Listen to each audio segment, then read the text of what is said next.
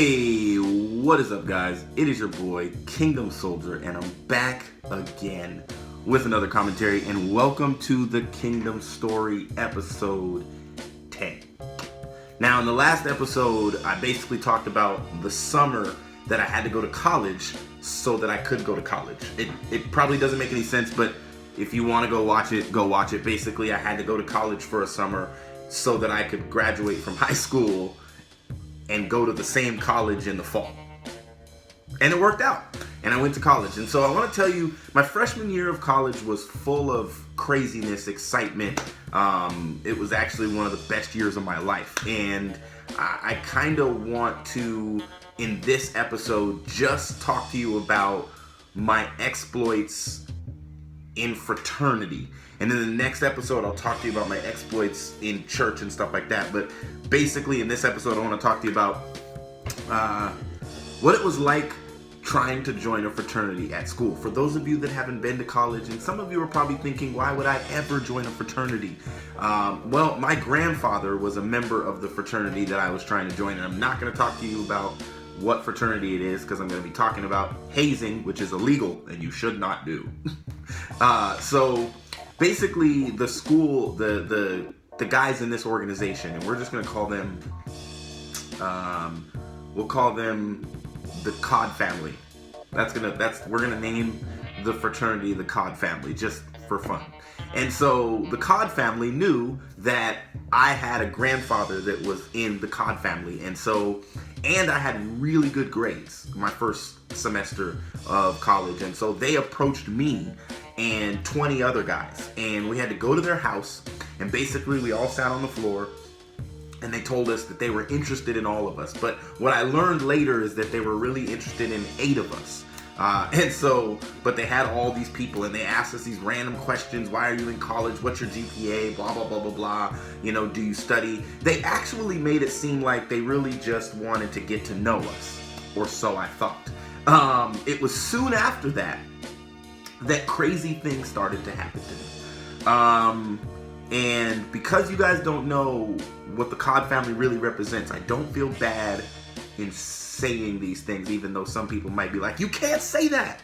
But let's just say they picked 8 of us, and they told us to meet them at the house. And on some random Monday or Tuesday, we went to the house, to the Cod family house, and they said, on the count of 3, you're gonna run. And we're like, where are we gonna run? You know, where do you want us to go? And they're like, no, you're going to run from us. What are you gonna do if you catch us? You don't wanna know. And so literally they counted to 3 and made us we had to carry 2 of our books from school, and they just said, go. And we dipped. I mean, every time I saw a car or some headlights, I was getting scared, running across the street, dipping through people's yards.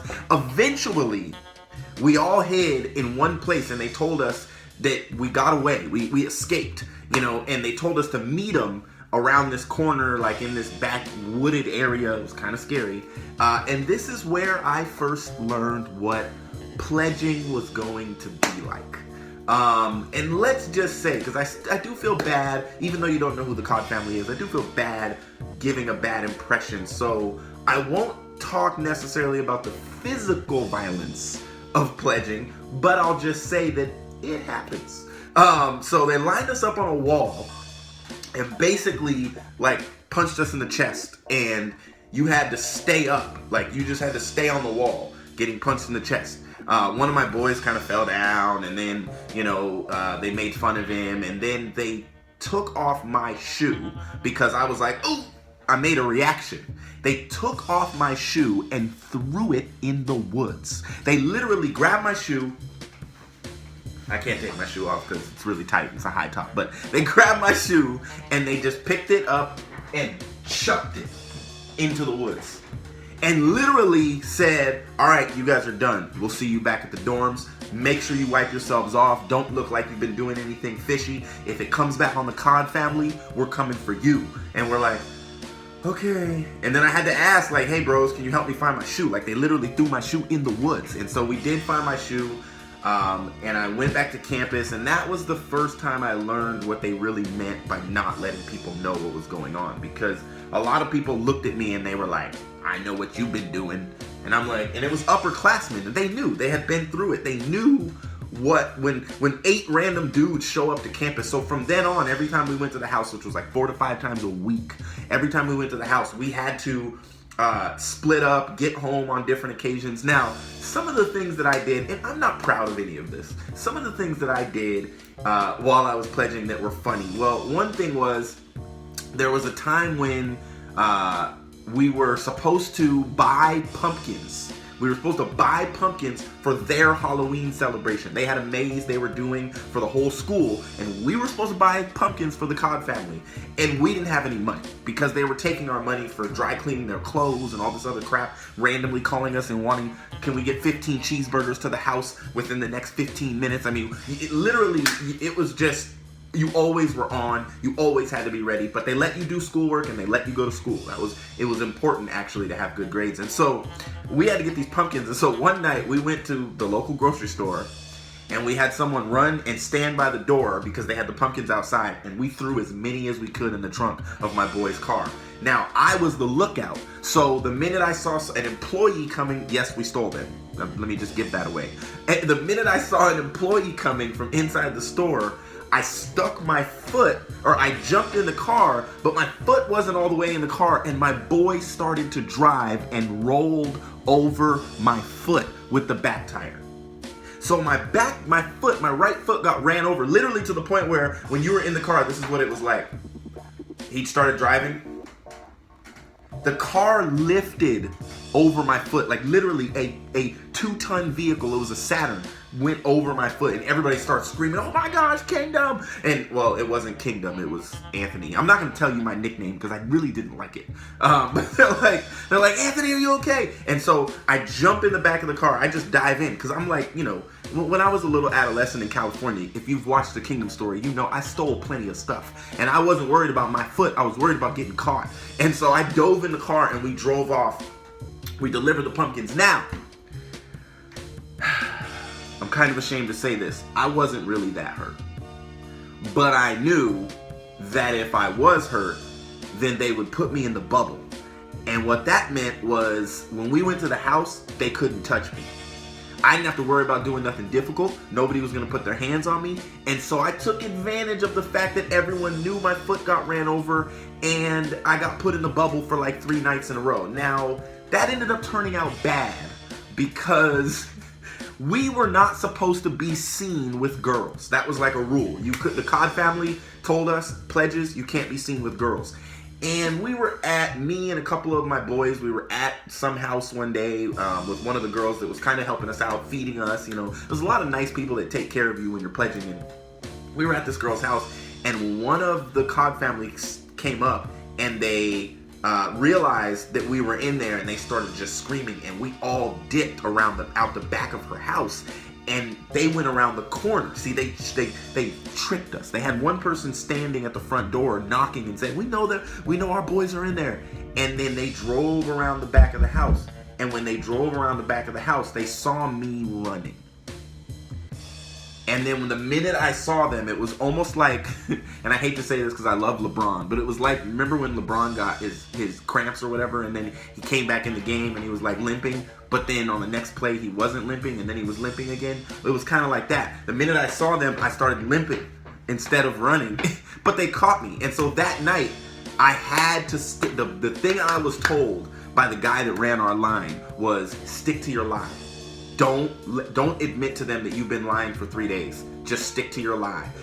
Just tell them it was adrenaline. You were so scared that you just ran. And so I actually stuck to my lie that night, and I stayed in the bubble. And then, of course, the night after that, I acted like I was fine. But I'll tell you that my other 7 line brothers, they got annihilated because of me that night. They put me in the bubble, and they said, fine, you're going to watch us handle your boys because we think you're lying.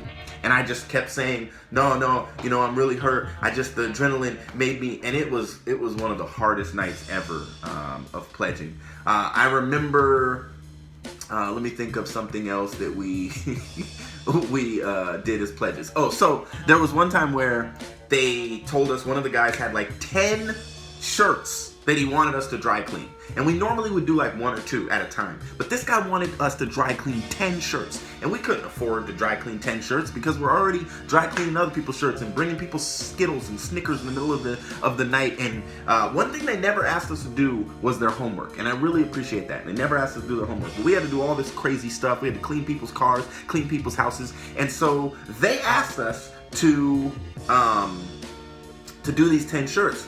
And we couldn't afford it. So what we did was, and this was genius, my boy Jason, genius. What we did was we washed his white shirts. These were white dress shirts.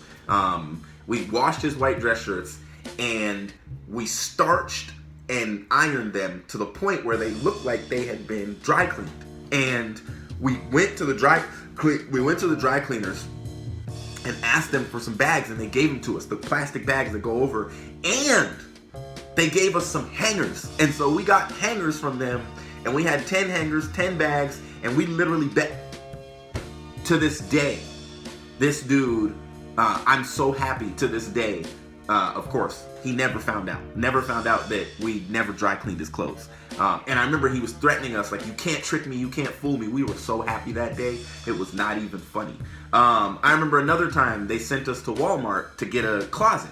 They wanted us to get one of those self-building closets. And so we got one of those, and they wanted us to put it together in under like 4 minutes. And so the 8 of us stupidly tried to do it all together at the same time. It ended up taking us like 30 minutes. And by the time we were done, they came out the room watching TV, and there was only 2 of them there at the Cod family house at the time. There was only 2 of them there, and they came out, and one of them, literally my boy was standing in front of it. He was like, "We finished it, sir." And this dude walks up to him and just pushes him into the closet, breaking it, and then says, "Now go buy me another one," and walks out the room. Now, I know most of you are like, why did you do any of this? Why would you? Number one, I was legacy. And what that means is that I had a relative, and my grandfather, before he died, I wanted him to see me in the Cod family. I was legacy. I had a relative that literally, my grandfather joined the fraternity back in like 1930 something or something like that, 1940 something. And so it was something I wanted to do for him. Number two, and I'll say this unequivocally, now the Cod community, the real Cod community, not the fake Cod family I'm talking about, the Cod community, the brotherhood in the Cod community is amazing. People make mistakes, do stupid stuff, and we forgive them and just move on, you know. Now there's those random times like Duff, you know, where people just sometimes go too far and we don't forgive them, they don't come back into the community. But one of the things I love about the Cod family, the fraternity and fraternal organizations, is there really is a brotherhood that's like nothing else. It's almost it's similar to the military brotherhood, because people in the military go to boot camp. They go through something difficult together. And when you go through something like what I went through with my bros, they are lifelong homies of mine. Lifelong. We had to memorize information together. There were times when some of them they kind of ran out of the strength to get paddled, and I would jump in for them, you know, and I'd be like, "All right, get me," you know. And so we just became brothers. I think I'm gonna hold off because we're getting close to 15 minutes. The end of the story of the Cod family is not a good one. And basically, just to do a cliffhanger for those of you that decided to stick around for 15 minutes, we one night got into a altercation-ish with the Cod family brothers, and we ran. I mean, we literally just dipped. And some people like ran to police stations, some people ran to local homes. Like, we just got away. And so there was a chapter of the Cod family across the street at the other school. in Ohio, and somebody, they were chasing their people the same evening. It was some kind of ritual or something, and somebody stupidly stepped on someone else's back. They wound up in the hospital, and I'll tell you the rest of the story in the next episode of The Kingdom Story, episode 11. I ended up not getting into the COD family after all that I did, and it really sucks. This is your boy Kingdom Soldier, and I'll see you guys in the next video. Peace out.